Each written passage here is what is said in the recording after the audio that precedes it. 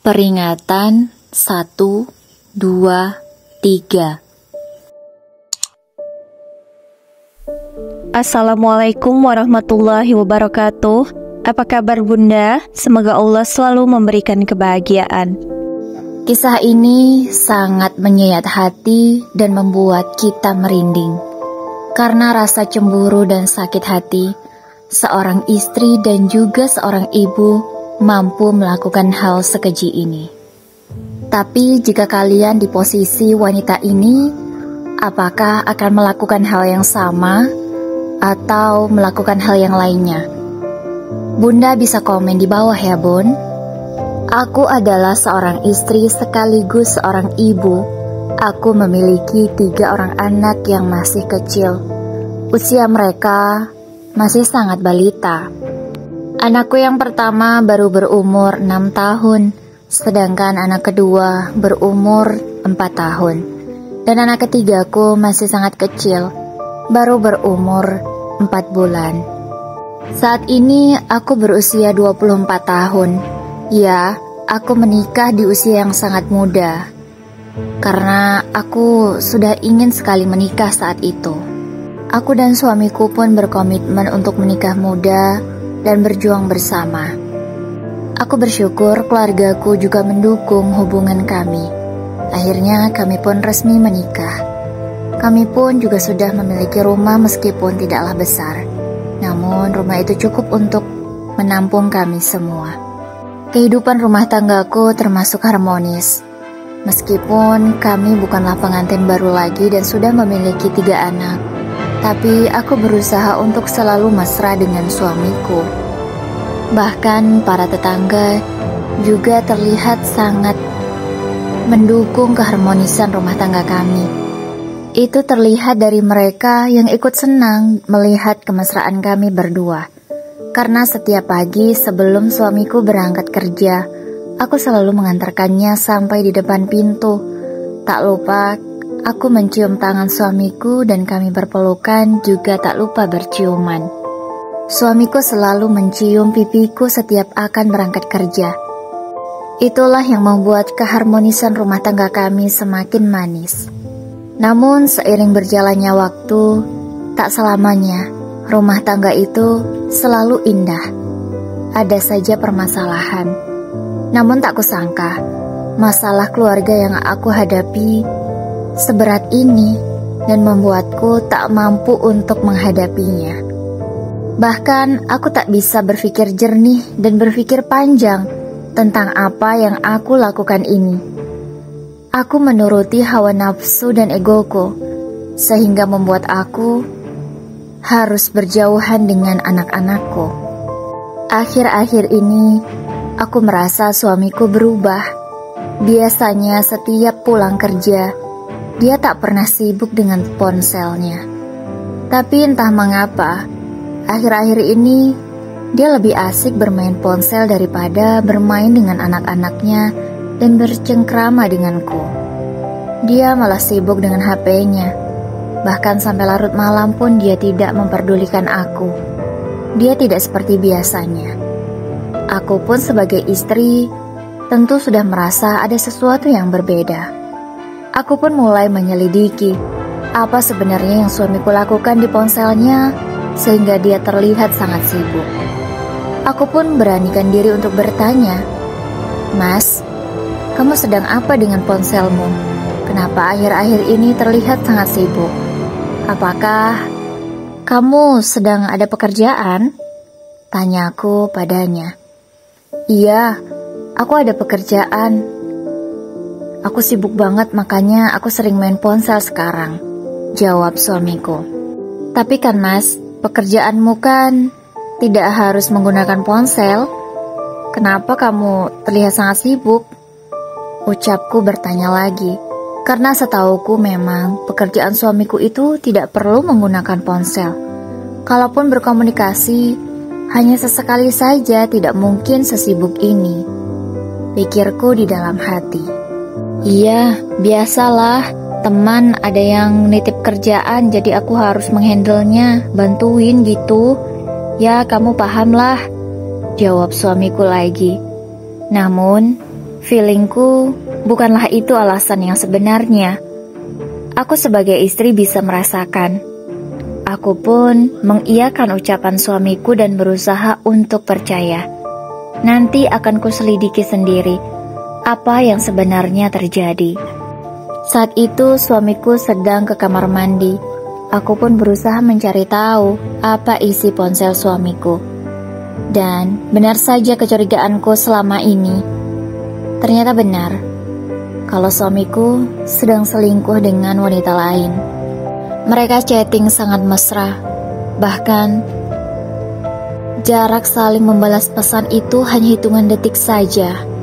Aku benar-benar tak menyangka pernikahanku harus ada pengkhianatan seperti ini. Hatiku benar-benar sakit dan hancur. Aku pun segera menanyakan hal itu pada suamiku, dan dia tidak bisa mengelak lagi. Suamiku terdiam dan hanya bisa meminta maaf. Aku pun memperingatkan kepada suamiku agar segera memutuskan hubungannya dengan wanita itu. Aku tak ingin keutuhan rumah tanggaku hancur karena perselingkuhan suamiku. Kupikir suamiku benar-benar akan memutuskan wanita itu. Tapi ternyata bukannya putus, mereka justru semakin dekat. Aku pun memberanikan diri untuk menghubungi wanita itu lewat ponsel. Tapi aku chatting lewat HP suamiku. Aku memperingatkan wanita itu agar tidak mendekati suamiku lagi dan memutuskan hubungan mereka berdua. Perempuan itu awalnya takut dan meminta maaf. Kupikir setelah itu semuanya akan selesai dan rumah tanggaku akan kembali baik. Namun, itu tak membuat mereka berdua putus. Justru, mereka sekarang semakin dekat dan semakin mesra. Aku mengetahui semua itu dari rekan kerja suamiku. Lagi-lagi aku memperingatkan wanita itu. Kuhubungi lewat ponsel suamiku. Kukatakan padanya, jika kamu tak mengindahkan peringatanku yang ketiga ini, aku akan membuatmu menyesal seumur hidupmu. Dan aku akan membuat suamiku juga menyesal akan apa yang dia lakukan ini, atas apa yang kalian berdua lakukan padaku. Itulah kata-kata di peringatanku yang ketiga. Aku benar-benar sudah habis kesabaran. Emosiku sudah memuncak, rasa cemburuku sudah sangat mendalam. Aku benar-benar tidak bisa lagi berpikir jernih. Aku sudah tidak bisa menahan amarahku lagi. Akhirnya di suatu hari, aku mengirim pesan lewat HP suamiku kepada wanita itu. Karena peringatanku yang ketiga tak diindahkan juga oleh mereka. Mereka masih tetap menjalin hubungan dan bahkan semakin mesra. Wanita itu adalah rekan kerja suamiku sendiri.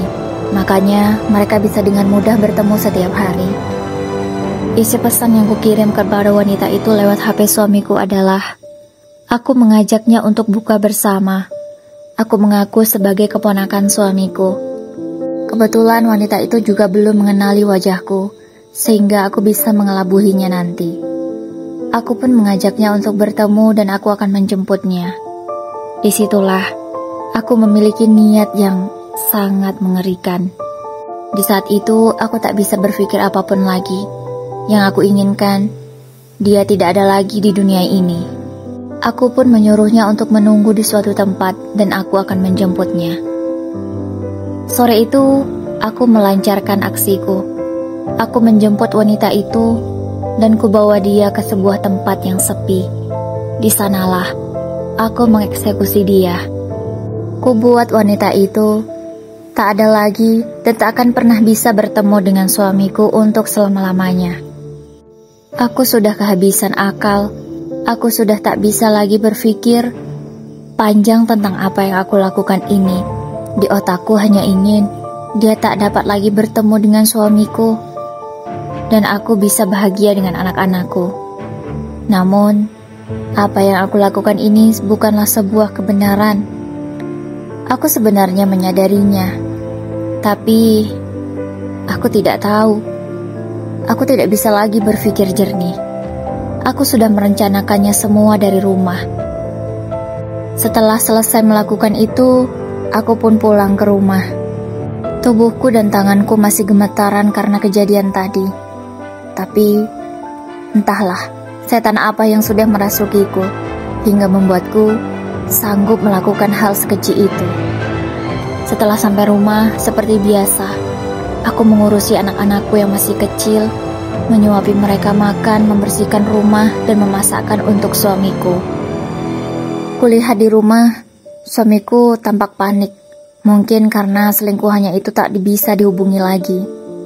Dan dia berusaha untuk mencari tahu di mana selingkuhannya itu. Bahkan di hari itu, suamiku pulang larut malam. Aku yakin dia pasti sedang mencari selingkuhannya itu.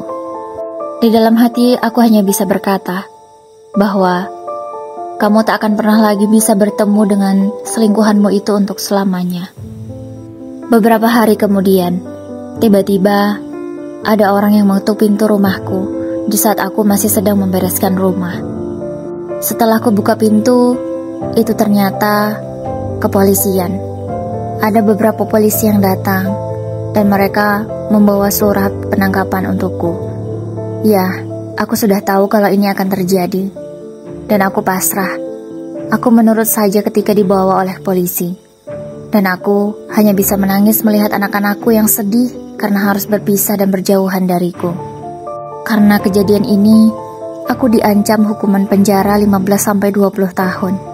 Karena aku memang merencanakan semuanya. Tapi aku juga menyesal sudah melakukan itu, dan aku hanya bisa meminta maaf kepada keluarga korban. Namun di hatiku juga berpikir, kalau ini lebih baik, aku bisa melampiaskan kekecewaan dan kekesalanku selama ini. Terima kasih yang sudah menonton, semoga kalian selalu diberikan kesehatan. Jangan lupa subscribe ya. Wassalamualaikum warahmatullahi wabarakatuh.